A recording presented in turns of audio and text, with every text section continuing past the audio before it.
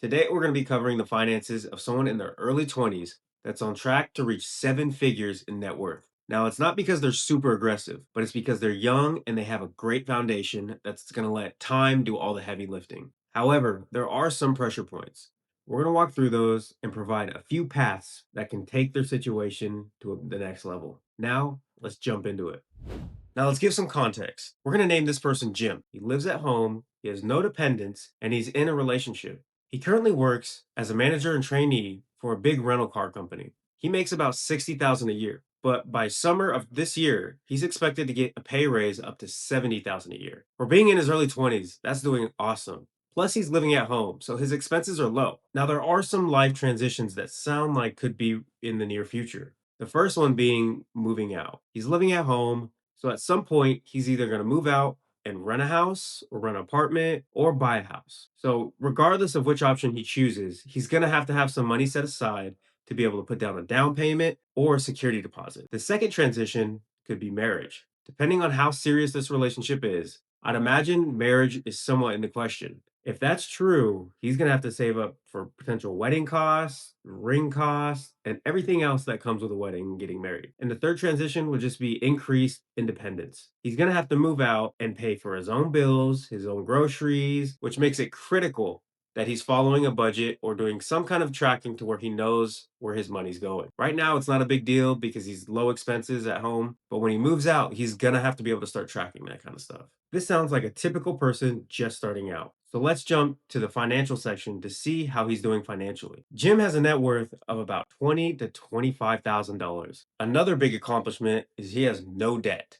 That makes sense of why he has such a good net worth at this age. So now let's go over his financial foundation.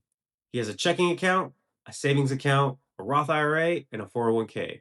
He's consistently contributing to his 401k with a match on top of having a Roth IRA. So his emergency fund right now is 6+ months.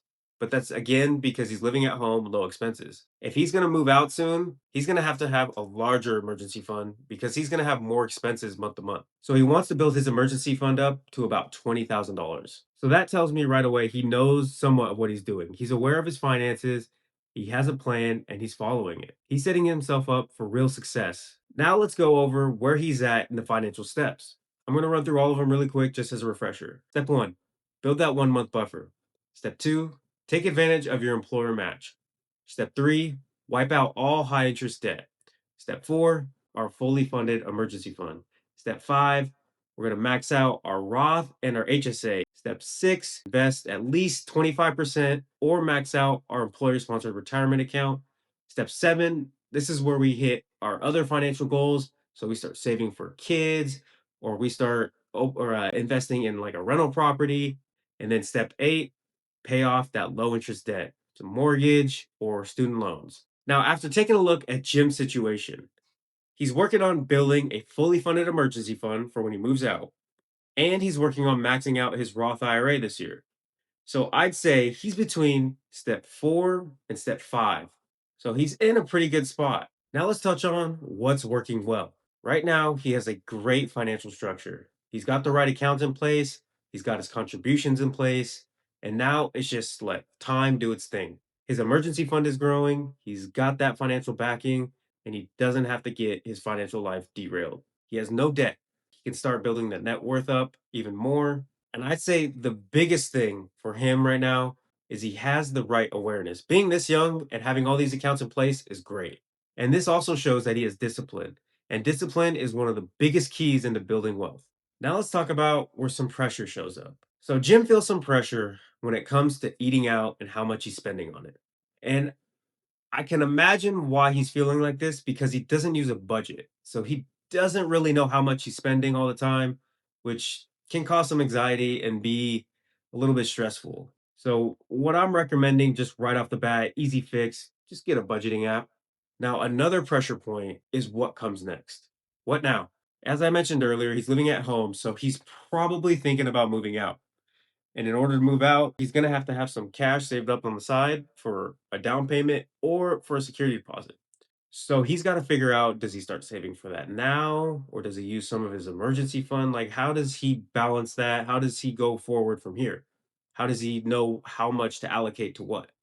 and then still being able to live his life as someone in the early 20s, traveling, doing fun things. So being able to juggle all of that and figuring out what's next is causing a little bit of pressure. Let's see how we can address this. So let's break down three different paths he can choose. First, I want to preface this by saying the first 2 points of each path are going to be the same. Max out his Roth IRA each year, and two, just build up that emergency savings. The difference comes from what does he do with the leftover money he has after the money's already been allocated to his Roth IRA each month and the necessary amount has gone to his emergency fund. Path number one, increase his 401k savings as much as he can and get as close as he can to maxing it out, or get to that 25% savings rate, which is step six in the financial steps. So if he can get a high percentage going towards his 401k right now, it's only going to help him in the future. But one of the downsides to this is he's locking that cash up already. So he can't access that if he wanted to make a down payment for a house in 5 to 8 years.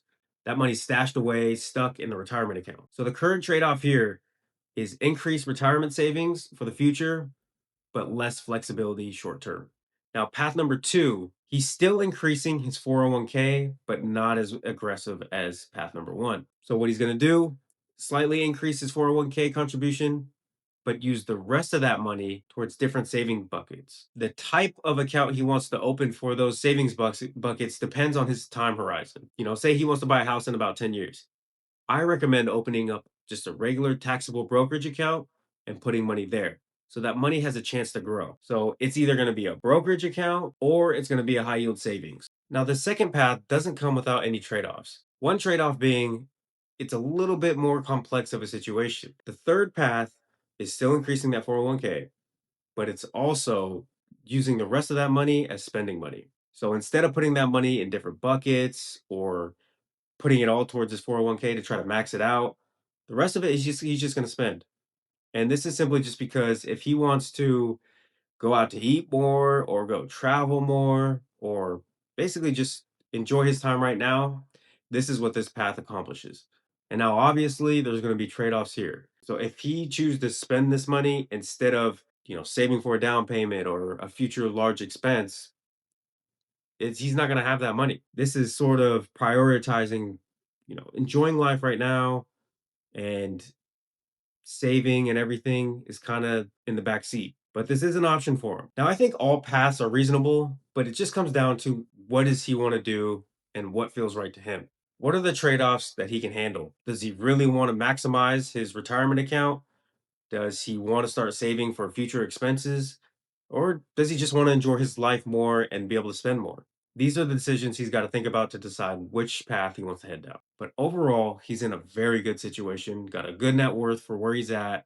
He's on track to become seven figures net worth by retirement. And he's really got to take advantage of the time he has right now because he's young. And so I want to thank Jim for letting us take a look at his financial situation. And that's all we're trying to do here is just share as many situations as we can so people can learn from them. So I want to thank everybody for watching this episode, and I hope I'll see you in the next one.